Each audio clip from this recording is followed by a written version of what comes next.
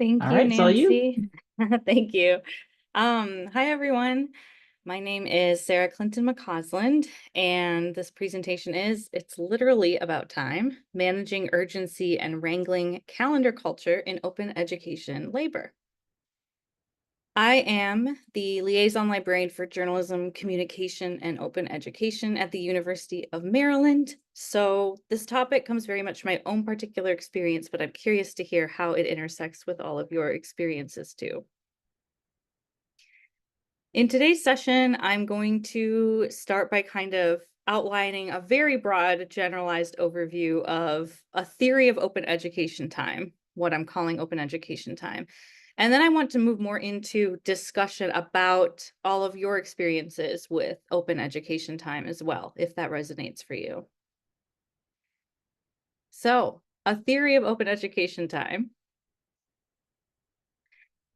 In open education, we know that there are systemic barriers to education and to accessing the types of information we have decided are most authoritative and credible.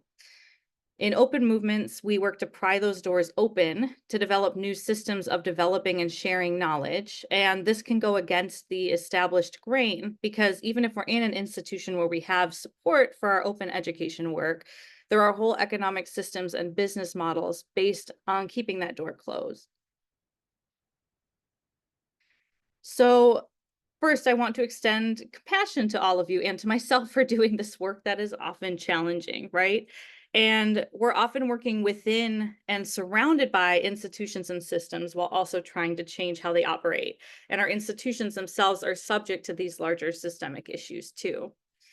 So, what I mean by literally about time is that as we're doing this work with and within systems and institutions, we have to manage our time, quote, manage, and navigate different, often clashing concepts of time. So, there have been a lot of great sessions so far during this conference that have touched on time and related ideas in open education. So, this isn't brand new, but I wanted to look more explicitly at time as a concept in itself because I think this really shapes everything that we do. There's this concept in communications and related fields of chronemics, which is kind of how human beings perceive, think about, and talk about temporality and time itself, and how those concepts structure our daily lives and interactions with each other. So, our chronemic systems shape and are shaped by our particular cultural and historical contexts. And again, I'm speaking from mine. Um, in the United States and in higher education. But we all have these massive social institutions, education, but also the economy, healthcare, government and law, and medicine. And the only way to make all of them function together is to make sure that everyone in them has a shared understanding of time. So our dominant structures and institutions have implemented a monochronic time system where time is divided into discrete quantifiable units.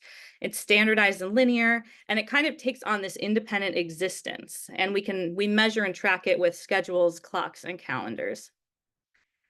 The humans are obsessed with the concept of time, and ever since the beginning of our species, all across the planet, we've developed really sophisticated ways to think about and keep track of time. And so, even in a monochronic system, we still have planet-based concepts like day and night and years. And the work that different people do may be more or less monochronic, for instance. But at least in the global north, in the Industrial Revolution, so like the 1718, early 1900s, really cemented the system into place more rigidly. With industrialization, Marx talks about congealed labor time, which is that time can be measured in how many tangible things you can produce in a given time frame. So we started thinking about time itself as this tangible thing too, as a commodity that has a measurable value. And you can use that time productively or unproductively. You can waste or manage or spend or buy or sell it. And I think that modern technologies have really reinforced this too. We, of course, see new ways that our time and attention and usage data get commodified, and then we pay more money for tools to try and resist that process, and on and on. So, just the fact that we all showed up to this Zoom together when we're not even in the same place geographically shows that this system can be useful for communication and connection. But just like with paywalls and barriers to information access, monochronic time is also this external thing that's imposed upon us. And operating within it really requires us to discipline our bodies and minds. So while I was working on this presentation, my dogs, who are not well trained, would get mad that I'd been on my computer for so long, and they'd jump on the couch and start just scratching and swatting at me for attention. And that was profoundly annoying because I was like, this conference is next week and I wanted to be done with this presentation earlier, but I've been so busy and there's a deadline and you all know how it goes. But so I really loved this Tumblr post that I came across, which says the genuine human experience is to be both animal and owner. And for me, in a very kind of simple way, it captures the idea that we're basically just conscious, self-domesticated animals who also have complex language and can shape our environments and know that we're going to die someday. And the genuine human experience is both of these things. Um, the word owner was interesting to me though, because we don't really have full control over this other being, just like we don't have full control over our bodies, our emotions, other people, our communities. And we also can't control the passage of time either. But monochronic systems insist that we can, or at least that we should really try to optimize things. So it rewards urgency and short-term thinking, efficiency, individualism, profit margins, morning people. I'm not a morning person, so I had to put that in. And it tells us that those other parts of our full humanity, like lunch breaks, babies, grief, illness, creative work, play, mass social movements, our own mortality and limitations, are inconvenient distractions to productivity and progress. So we see this thinking playing out on a huge scale. These colonial fictions of endless growth and being able to control nature through industrialization and monochronic time are literally changing climate flows and seasons and planetary time, which threatens our very existence. But there are other ways, many other ways of thinking about how to be human in time other than monochronic time, even though it's so dominant. A few listed here are, for instance, slow movements. So those started kind of with the slow food movement, but then has been applied elsewhere. I've seen slow media, slow librarianship, slow art, quiet quitting, crip time, queer time. Many of these more polychronic approaches existed long before they were pushed to the margins by monochronic systems. Some have been articulated, defined, or reclaimed by marginalized people. Some are newer names for resisting monochronic time, like quiet quitting, which is really just kind of refusing to comply with impossible demands in the workplace. So I see a parallel here with scholarship from Jasmine Roberts Cruz and Marco Seiferli Valencia in the open world, who have both looked at the roots of the open education movement and how what we now call open education started with marginalized people, people of color, finding ways to teach and share knowledge while shut out from dominant systems. So monochronic versus polychronic is not this total binary. And of course, this is like a gross oversimplification. And my goal is not to romanticize some kind of like pre-capitalist utopia or reinforce stereotypes about marginalized people, but to argue that non-monochronic time systems tend to more adequately account for and embrace the full human experience. Because we all experience polychronic time because it's just a regular part of being human, of being the animal and owner at the same time. Um, but when we've internalized really monochronic ways of thinking about time, polychronic time can feel unproductive. And I know this is true for me. Um, and there's this fantasy that we can clear the decks, as author Oliver Berkman calls it, that there is a way that we can hack our time and get everything done if only we can figure out the perfect system. And once we do that, then we can truly start living or doing those other things that we can't now. So divesting from this idea about time or implementing slow practices, for instance, can feel scary, especially if you're more likely to be singled out for doing that or if like your employment is less stable. So, what happens when we apply this idea to open education work? For me, this brings up questions like, what does it mean to manage our time in service of our open education work? What can we learn from polychronic time systems, crip time, queer time, slow movements? How can we succeed with and within these dominant systems and institutions while also trying to change them? Is that even possible?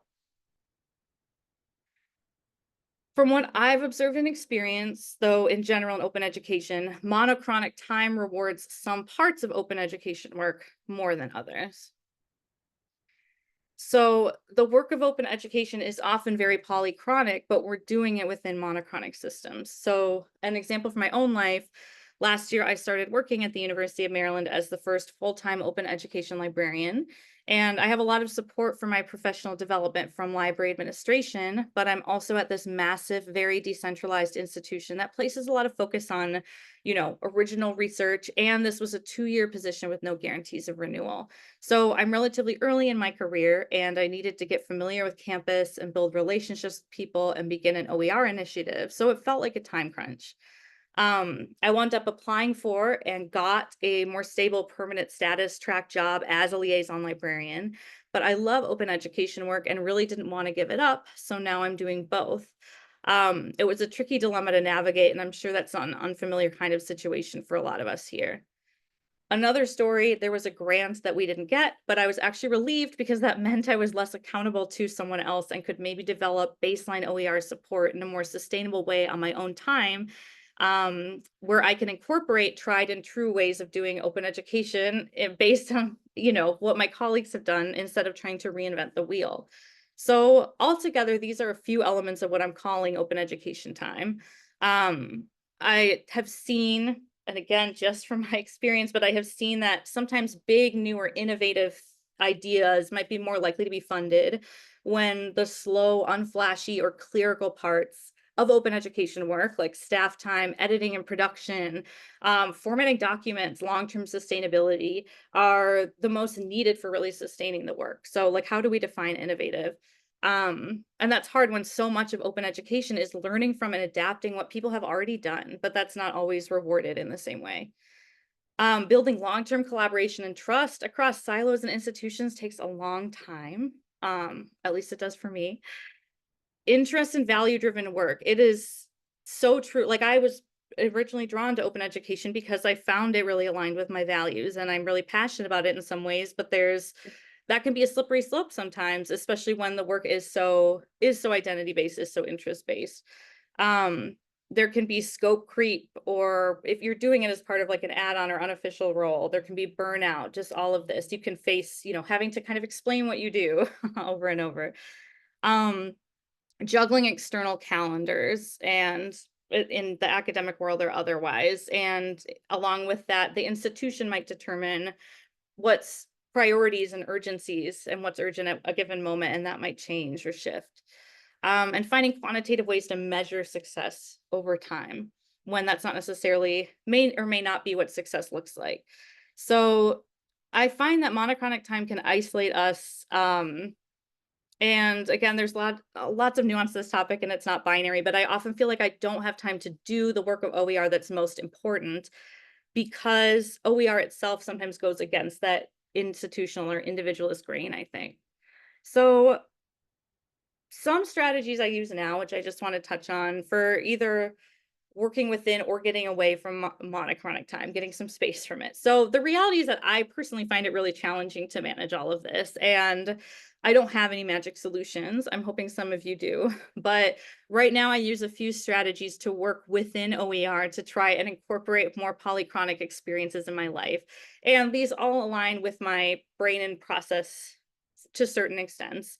So, the first is I've recently-ish begun using Todoist, which is just like a to-do list app, but I just find it really helpful for remembering things, and the features happen to work well for me. I use a paper planner. I use Google Calendar and block off chunks of work time, which sometimes works, but sometimes I schedule meetings over the work time. So I have to set boundaries with myself too. Not checking email outside of work. I've had mixed success with that lately. I used to be really, really good about not even thinking about work when I wasn't at work, but within the past few years, a few things have made that harder for me.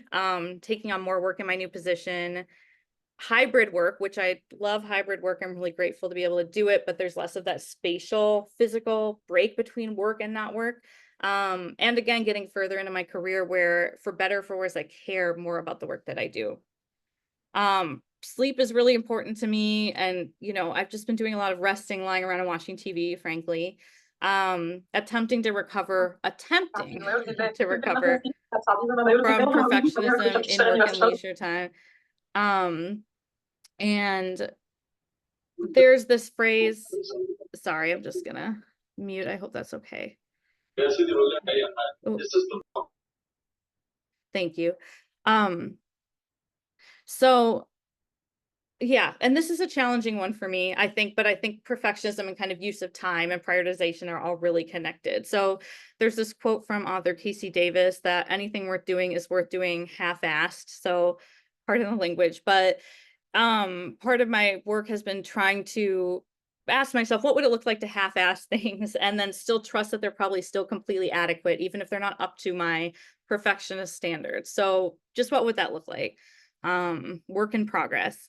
And then really like attempting to accept the things I cannot change and change what I can and choose where to apply my labor. So it's a cliche, but for instance, connecting first with faculty at my university who are already invested in open education and seeing how I can support them instead of spending my energy trying to convince the non-believers. I can't change Barnes and Noble's business model, but I can make sure that students in one class are saving money. And yeah, collaboration also I think is really important for this. The work, at least for me, sometimes can feel really isolating, but building this again is really polychronic work and is such a longer term process. So I'm still very much in the early stages of figuring out what this can look like and how to focus my energies. So again, that was a fast and quick overview, but I am hoping to turn now to just open it up for the rest of the session. I know we go till I can't do math right now, but we still have a little bit of time to do some discussion around your experiences with it and just kind of what this opens up for you.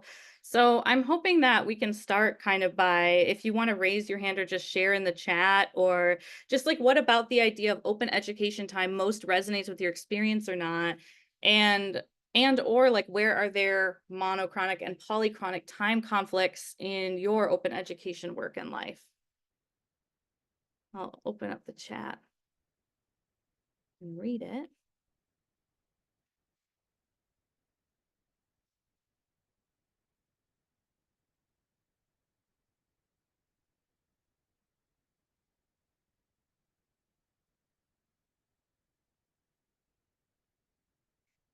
Sunsama. I haven't heard of Sunsama, but I'll have to take a look at that. And yeah, it's challenging too when some of like the time management apps are like just something else to spend money on, where it's just like, okay, I'm paying to spend my time and then I'm paying to try to manage my time and then in response to that. And oh, thank you, Abby. Let's see. Slow fashion, absolutely. Sorry, I'm like really behind. Let's see. Um, Recognizing what you can and can't control. Yes, the mental energy on the instructors who didn't want to adopt OER. That's really, we just can't, when we're only one person, we can't be spending, time on that, but it's into like, I just have to hope that they'll come around to it or they won't. But like, I realized that like at my institution, at least a lot of the folks who were doing OER didn't have like necessarily a ton of support. And I was like, okay, well, this is a starting point. Let's see. Yes, the self-inflicted deadlines are so real. That is so real. Yeah, the full-time student with 2 jobs. Yeah, I've been there and that's really challenging too, where you're always in some kind of work mode. Yes, I do, Emily. I also have that kind of, if I don't make headway in a timely manner, leadership will move on and forget that, yes, there's absolutely for me that sense of urgency, like I need to do this now and like I need to seize the moment. And it's like, I don't know. I just have to hope and assume that like it will be, this kind of thing will be relevant and important for a while, but I struggle with that too. Describing my OER. There was such a great panel, Bridget, on that with was it Shannon Smith and Amanda Larson and Amber Hoy and Abby Elder, right? With the panel about yeah, sorry, I'm losing the chat right now, but yeah, these are all really great. I wish I could save the chat too. I love this conversation that's happening here. Yeah, I'm not sure. Nancy, actually, I just want to address that too. Like, I think that like I do have the sense that some people don't keep their calendars updated because they don't want someone to kind of come in and like grab their time. And I know that's been kind of a yeah, I should look at saving the chat. That's been something that I've gotten used to at my own institution, where I wasn't used to that at first, where people just put something on my calendar and I was like, oh, I don't like it, because just because I don't have something here doesn't mean I am not doing anything there. But I don't know, I've had to start blocking things off. So I wanted to share this with you too in the time that we have left, which is just this a resource list, which I will share in the chat. Let's see. I made this Google Doc, and yeah, Lauren, neurodivergence and ADHD, yes, absolutely. It's especially hard to manage that. I think that just makes some of the time stuff feel so much more acute and just present in some ways too. But then it's also interesting how it seems to be not just folks who are neurodivergent too. So anyway, thinking about that too. So I started this list of resources, which were things that I'm either like, okay, this looks cool and I'm going to use it in my future research on this topic, or things that I have already read. But if you'll see, there's parts that are highlighted green. I would love if all of you could just add ideas you have. So like all of you who are sharing apps or anything else that you use, I'm looking for kind of tangible stuff, but any other things that kind of help you just connect with this idea of open education time, or like manage your time. I know, Amanda. I know, I never will. But please feel free to check it out and add things. And I hope that can just be a resource for you, after this session. And then I know we just have a few more minutes left, but and we've kind of been sharing this already, but if you're seeing, I would love if you wanted to share out loud or in the chat, like if you have any strategies, stories, challenges, or successes with managing your time, and also like if there's a resource you're seeing in the doc you want to check out or something that you added, I would love to hear that too. But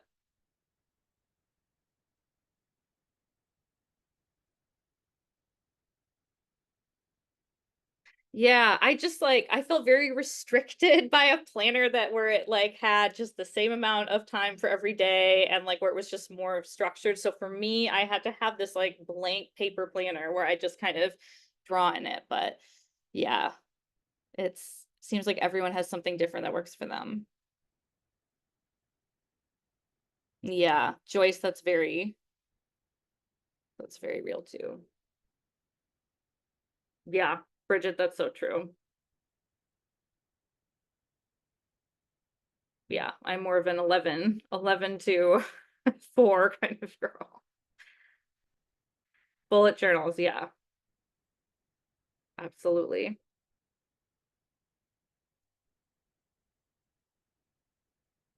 Oh, that's interesting, Elaine. I would love to hear more about um what you mean by that, or how that works for you. The Google Doc. Elaine said, I made a Google Doc and use it as my homepage.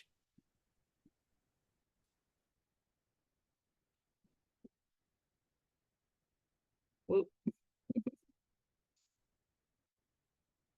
I've heard that too, Leah, like the to done list, or the done list. And I've experimented with doing something like that too. But yeah, I think for me, I need to work more on like, again, celebrating the successes.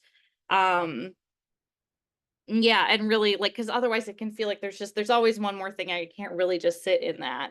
And that's hard.